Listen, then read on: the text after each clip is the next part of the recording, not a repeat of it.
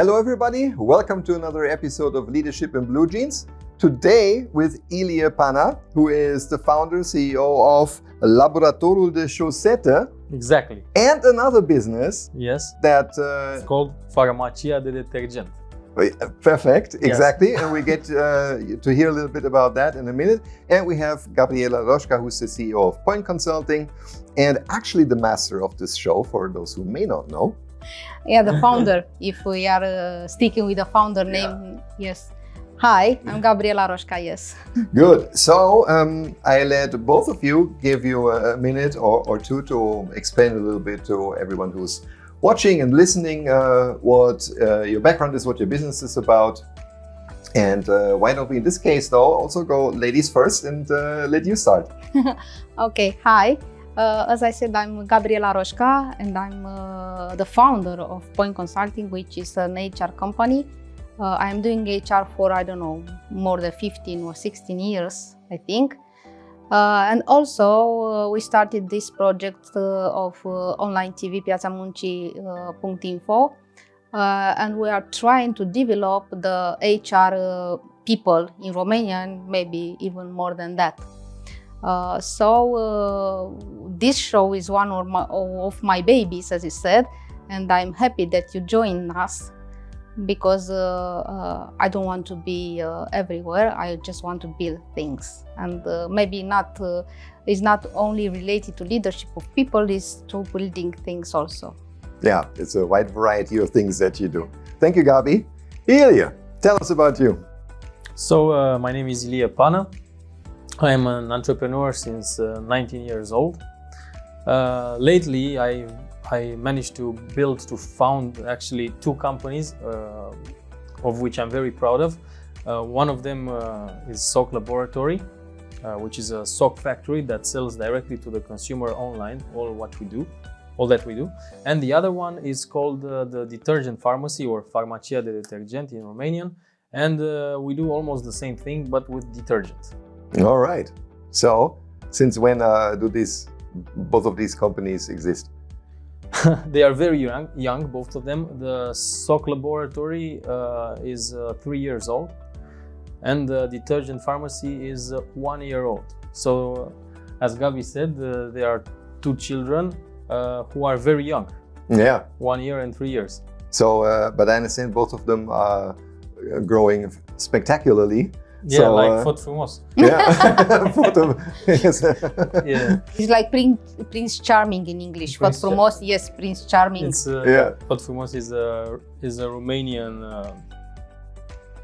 fairy tale character, similar to Prince Charming. Mm-hmm. Yes. And he grows in 1 year like other children. 10 or 10. Something. Yeah.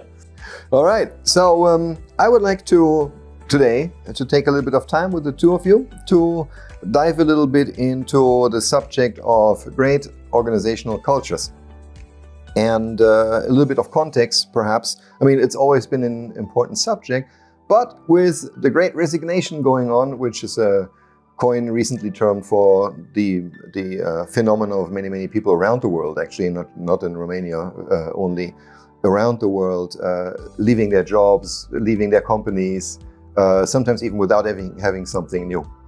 And there has been a lot of talk and research around what's actually happening. And one of the core points of those people making the decision now to leave is that they are quite unhappy with the culture, the organizational culture in which they find themselves. Now, I'm wondering what your take is on this in principle. First of all, asking, do you think this is a fair conclusion, that organizational culture plays a big role into whether people decide to stay or to leave? From my point of view, it's maybe one of the most things that people stay in the company or leave the company. Now, there is that concept that the culture is a original culture which started from the owner of the company or not. It's just a created culture which started from the people that came in the company, and at some point they decided that they have to have a culture somehow. and they started to build this culture based on, I don't know, a search they did or whatever. I don't know which one is better. What I can tell is that the culture that it is started from the owner of the company, it has the risk to not last if the owner leaves. Good point. Good point. Yeah. Because most of the time when we have this case, the culture is there because the owner is there and he takes care that the culture just lasts. Right. Yeah, makes sense. What do you think? Yeah, I understand Gabi's idea, and what I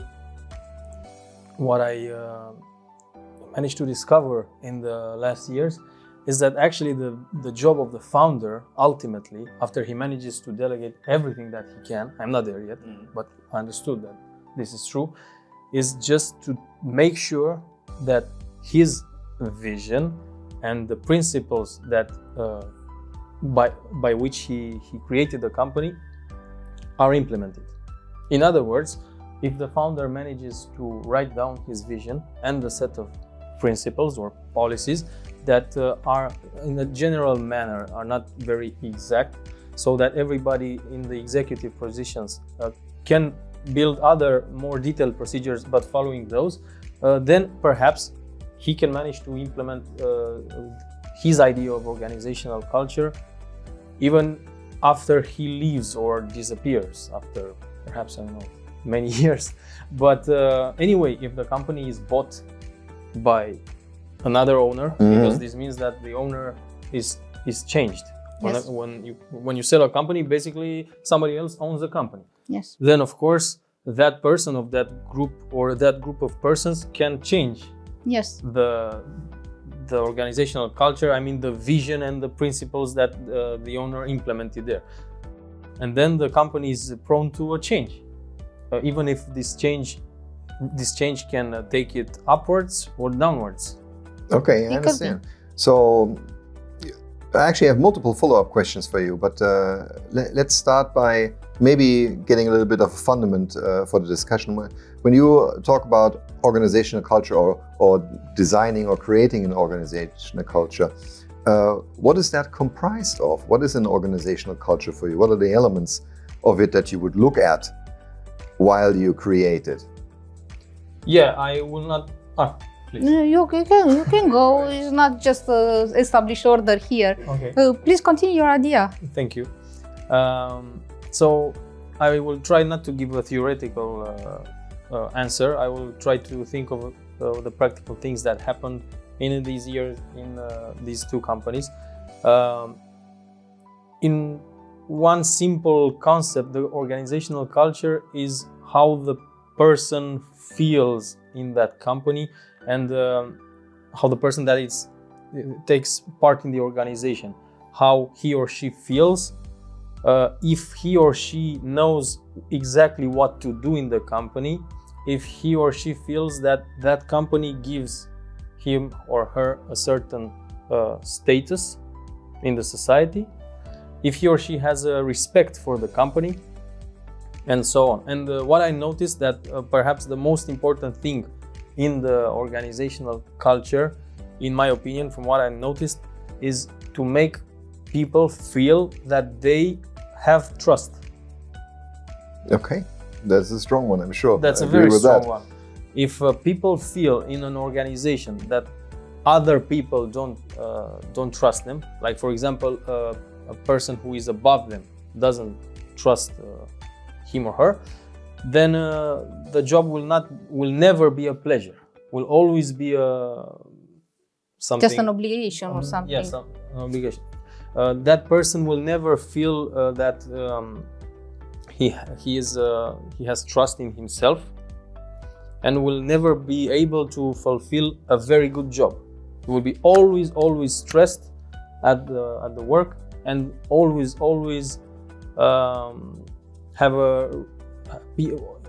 be resentful of the person above or even below. Yeah, okay. But I actually like it that you looked at it from the perspective of the individual. and experience. But Gabi, do you have anything to add, maybe, or a comment to, or add? I believe that a good culture is built or based on the power of example. Because if we are talking about a culture built of an owner, then he has to be an example. And most likely the culture of the company is just a mirror of his personality. So if you want to bring people and to your vision and make them to fit in the company, of course, if they are willing to, is that you have to teach them your values and to talk to them and see if they can be on the same level with you. And if this is on the same level, then the culture will be fit for everyone. If not, then somebody will leave, actually. Okay. You mentioned values.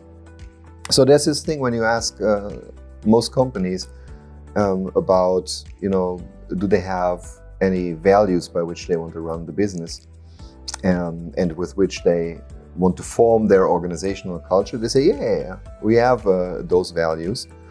However, interestingly, even larger corporations who have a whole program around values, they still find that a lot of more people than ever are actually leaving or not have the employee engagement is on a very low level, and these kinds of effects. So I guess there must be a difference between on paper culture and on paper values and de facto values. Have you seen that anywhere? You're yes, talking with a lot I was of companies. thinking about that exactly now, because of course we have values put on the website, and I don't know if my colleagues know them.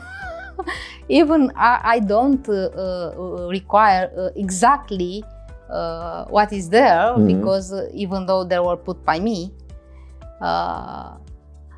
But thinking about that, I think that they arise from my personality, exactly what I said. The values that I believe in and I want to promote are there.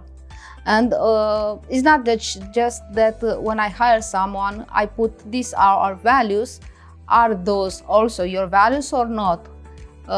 Is that you see in the people when you are starting to work with them, if they apply the values or not.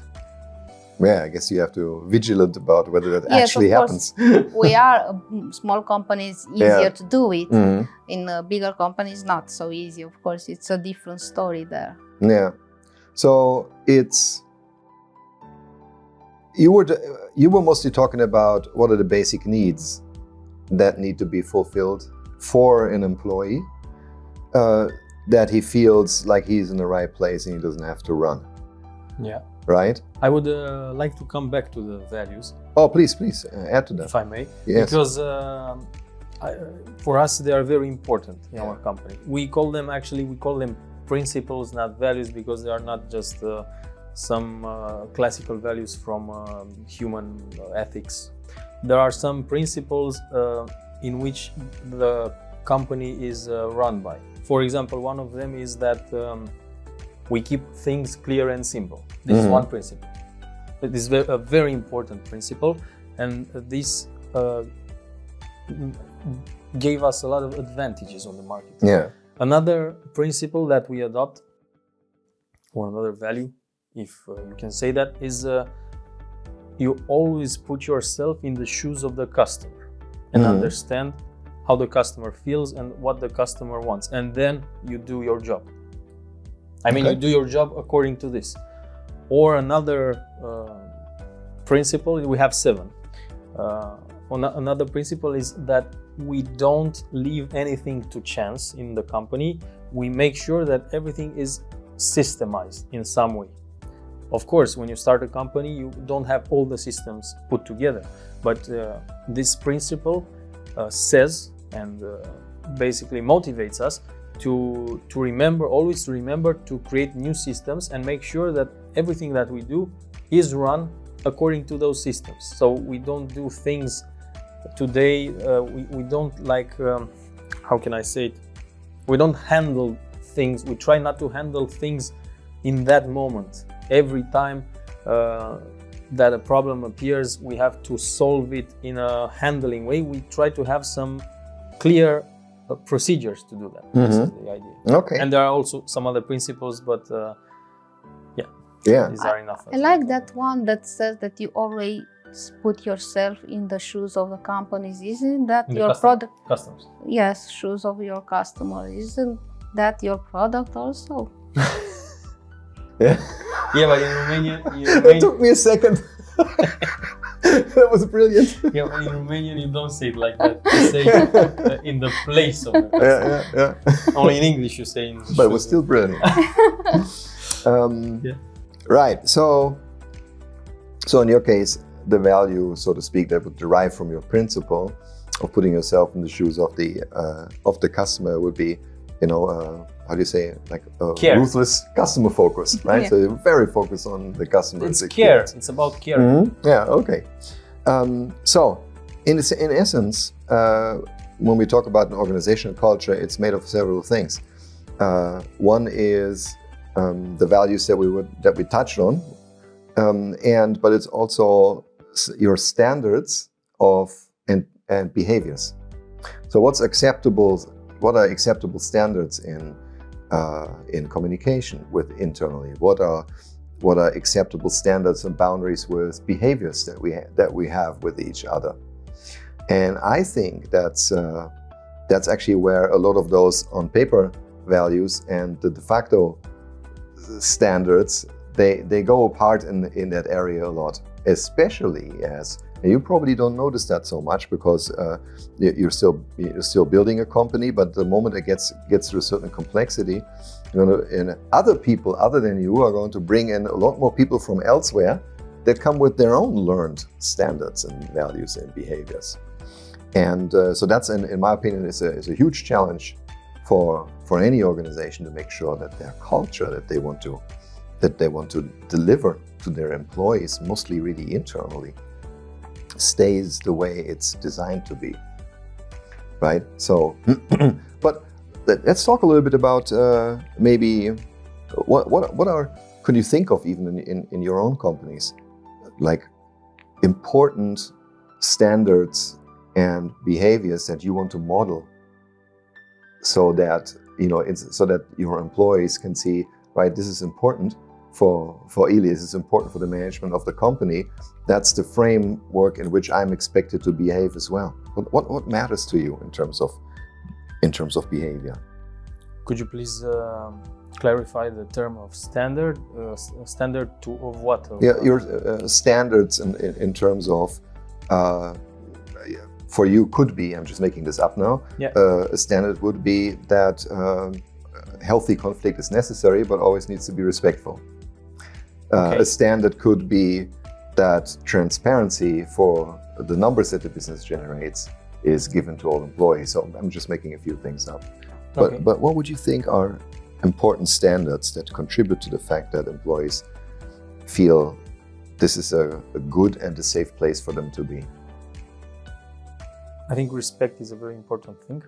And one of our, let's say, standards is that people have to respect one another on every level. It doesn't matter, they have to respect one another. And of course, there are some limits to behavior.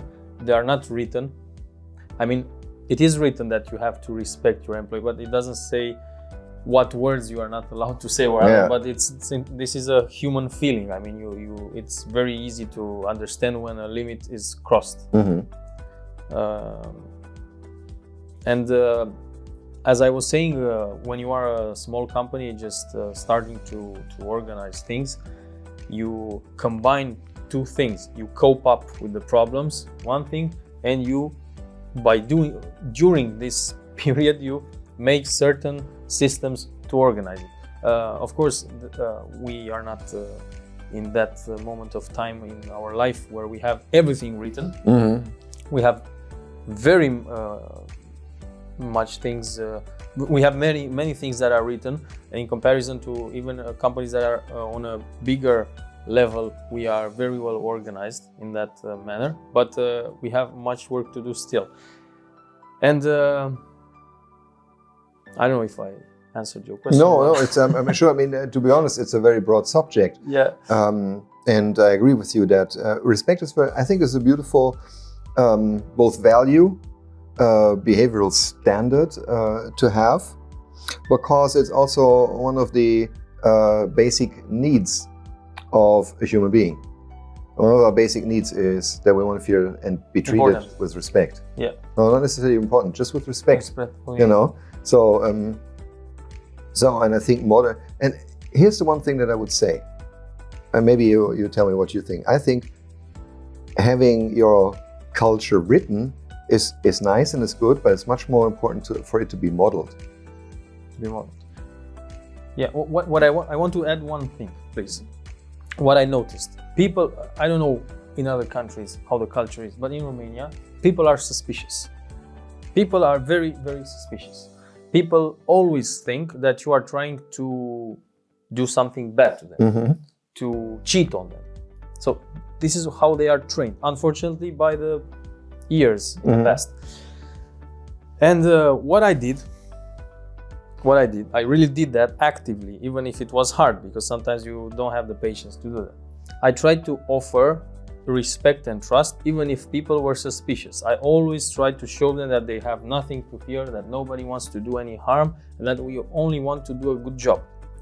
And because when people, for example, when a person does a mistake, he goes into a defensive state and he's a little nervous, he's a little aggressive, even if he did a mistake. He is a little aggressive because he knows that he will go into a fight with a superior, for example, and he expects that, and he is very aggressive. And when he sees that you don't do anything bad to him and you try to explain nicely and just to try to find the error, basically what I want to say is that you offer support and you offer trust and you offer respect. He gets melted, that aggressiveness gets melted, and in a time, because it doesn't happen immediately, that person starts to also have respect. Because you first need to give respect in order to have the expectation to receive respect. So you don't have to have the expectation when, I don't know, you hire 3 people, let's say, in your team, you want for them to give you respect because this is what they should do because they are new in the team and they should respect. No, they should respect the team and you and the company, etc. No, they have to receive respect first and to feel comfortable, as you said, because this is their need. And then their aggressiveness, their suspiciousness will melt and they will also give respect. And this depends on the person. One will take less time and one will take more time. It depends on how their it depends on the thickness of their wall. Yes, and depends on their history, because you never know what experience they might have. This one I call the accountability, and this is one value that I strongly try to keep and maybe develop, just to make sure that people assume their mistakes. I told them that they should never, under any circumstances, think that a mistake can be hidden, because sooner or later, I don't know, a team member, a client, or whatever will find it. So the idea is to if you made a mistake, is just to say about it, to correct it, and to learn from it. I know that sometimes maybe, I don't know, a mistake makes a client angry, but it doesn't matter, because if we solve it and if we treat it with diplomacy, the client appreciates it. We are not robots, and will never be, even that AI is next door, but and we will make mistakes. But you mentioned accountability also. Explain us a little bit about that in this context, please. Well, the idea is that people should be responsible for what they are doing. I'm trying, in my team, I also have young people and people with experience. but everyone has at some point new experiences.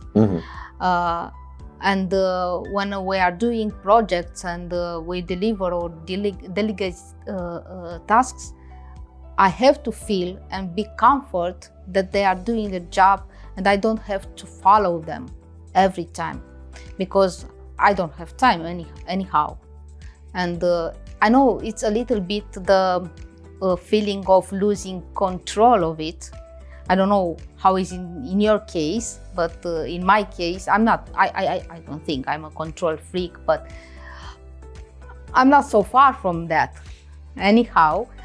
And I try to make them accountable because I want to feel comfortable that the job is done as I did it. I should done it. Yeah, that makes sense. And actually, so summarizing so far, we say trust is important, respect matters, but accountability. But ask for accountability. Excuse me? Trust, respect, but ask for accountability. Yes. On the other hand side, we give trust to get trust. We give respect to get respect. But in a sense, we also give accountability. At the moment when we talk about a team, right, it can't only have you being accountable. As a leader, I also need to be accountable for my actions, for my decisions, for the things I say, for how I communicate, and so on. So in a sense, you always have to give it first. And I think that brings us back to modeling is extremely important. Like you're modeling it when, although in an environment that you would characterize as, easily suspicious and maybe even a little bit hostile when confronted, you react with granting trust. You grant trust and respect. And personally, I just think that's absolutely beautiful that if you do this for a little while, that you can, I would say almost re-educate how people think and feel about the environment that you're in. And with this, you actually have created a very a key fundament for a healthy culture. Do you think it's contagious? Let's say the person that you called into your office and you wanted to talk about fixing a problem, but you started with trust and respect, and the other person was suspicious about it. In the end, he started to trust, and so on and so forth. Do you think it's contagious? Will he then or she give the same to her peers and to her team? Yes, I saw that with my own eyes. It's really amazing. Of course, I'm not a saint, and when mistakes happen and they cost the company, I get angry in myself. I don't express that anger with other people, but I get angry, I become agitated, but I remember the value that you have to understand that actually no person is bad in essence. I think that every human being is a good person, but he or she is just protecting him or herself. And there are many times that this happened where it was a meeting and we had to discuss a problem, and that person was already in a defensive state. I felt his face. He was ready to attack me. And I said, look, I understand that you want to attack me, but just wait a little bit. I understand that there are many things that you were doing and that there are still some things that need to be learned. Let's discuss what happened and see what was the cause and how we can avoid it happening again. It is not your fault. Every time that a mistake happens, I always say that it is not your fault. It is the organization's fault because it doesn't have good systems to avoid the mistake, for example. But if you lie, then it's your fault. Because, for example, I was very happy when we had mistakes. In the production of socks, there are an infinite, almost an infinite type of mistakes that can happen. A broken needle, a broken piece, I don't know where, can make your socks with some small defects, a wrong raw material, a wrong software. There are many, many things. It's a very complex production, even if the product itself is a simple one. And I was very happy when a mistake happened, because in the beginning I didn't know what we should check, and I was not listened by my team. if I wanted to introduce a procedure of checking, like the airplane pilots have when they take off, they have a list of checklists. Make this ground check. And I wanted to do that. If I wanted to do that, and I saw that the colleagues of mine were doing it, but they didn't want to do it. Okay, let's do stupid checklist. But then mistakes happen, and then everybody understood that that particular check, it is very important to check in order to avoid that mistake. And I made it very clear that when you check, for example, one checkbox like that, one check procedure, you don't have to lie. If you lie, you have a problem because you lie. Right. You're not doing a mistake anymore. Yes. You do a mistake when you don't have the systems necessary to check that you are doing a mistake. But when you have the systems, you have that, and you have to check it, and you check it, but you didn't check it, actually, then it's your problem. And you have to be accountable for that. Yeah, exactly. So you hold them accountable for being truthful. Yeah, I believe that... for being truthful. Yes, exactly. Yes. I maybe another value. Yeah, exactly.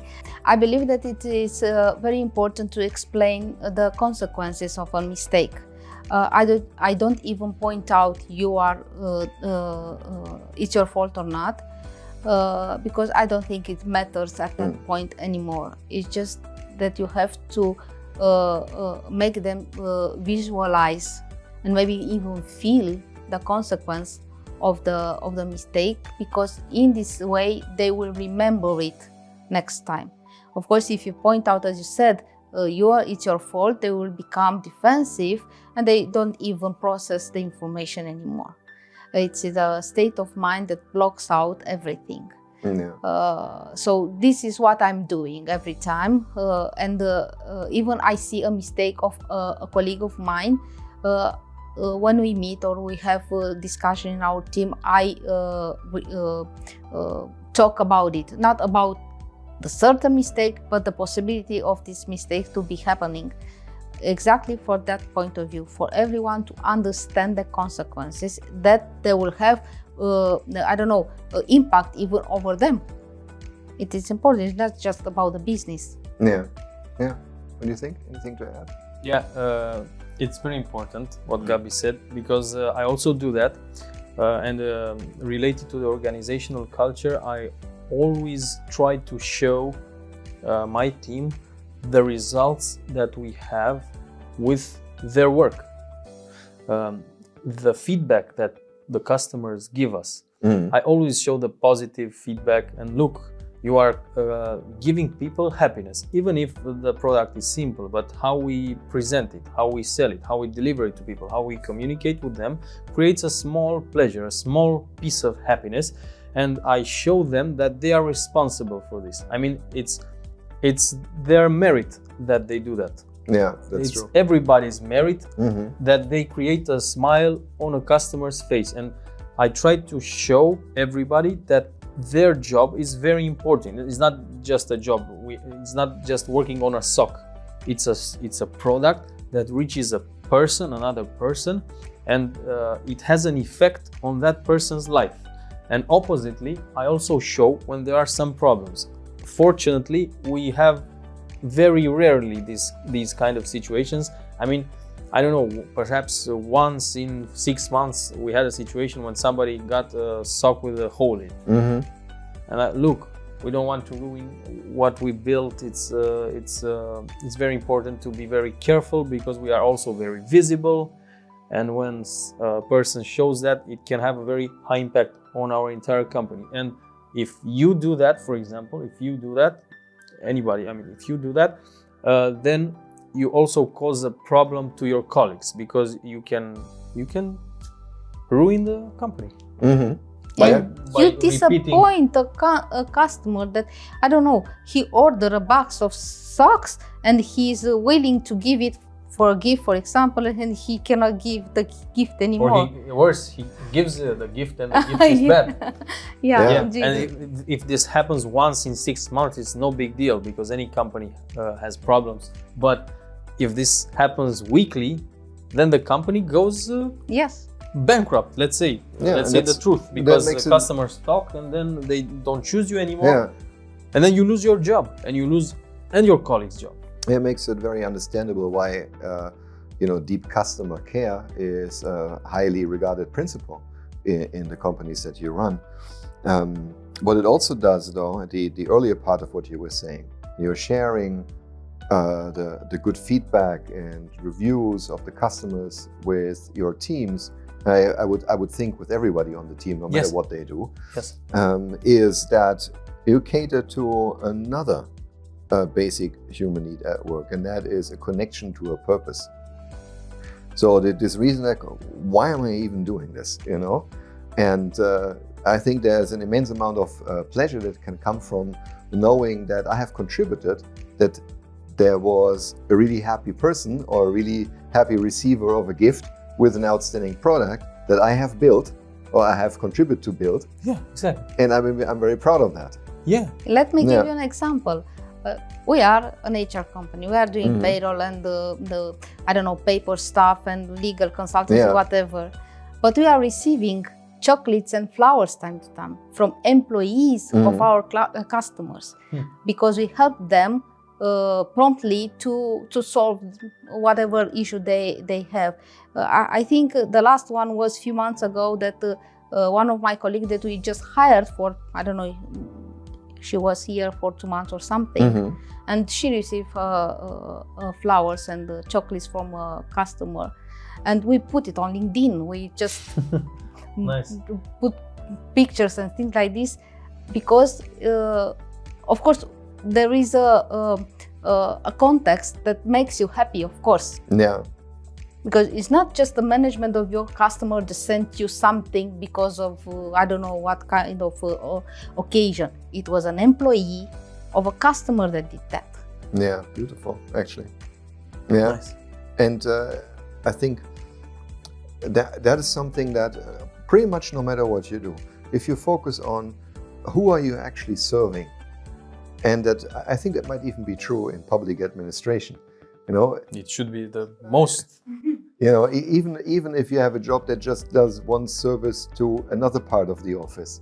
And I think if there are leaders around you that can help, paint this picture about how even the task that you may think is mundane or not so relevant actually contributes to something that makes sense, that in the end is important for someone in some way, I think then we create this nice connection.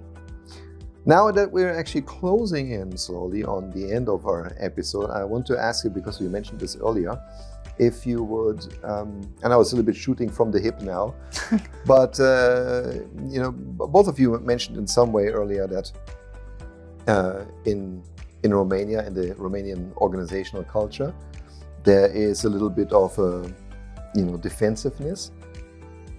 I want to ask you if you have one final, in a couple of seconds, maybe a tip for fellow Romanian leaders and business owners on how they can or how they should be starting to improve their organizational culture. Maybe what they can do is to put themselves in the other shoes, in the other person's shoes, exactly what Ilie said. Because if you try to think from other perspective and to accept that people may have other perceptions of the reality, it is a first step you can do. Deploying empathy.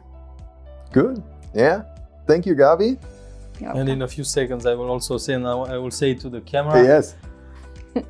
my dear friends, leaders from Romania, please give people trust.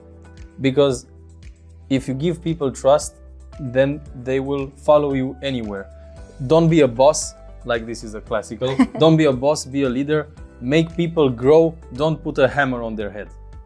Wonderful. With this beautiful words, thank you very much. We're going to end this spectacular episode of Leadership of Bluejeans. Thank you very much both for coming. Thank you, you. Frank. Thank you. Thank you.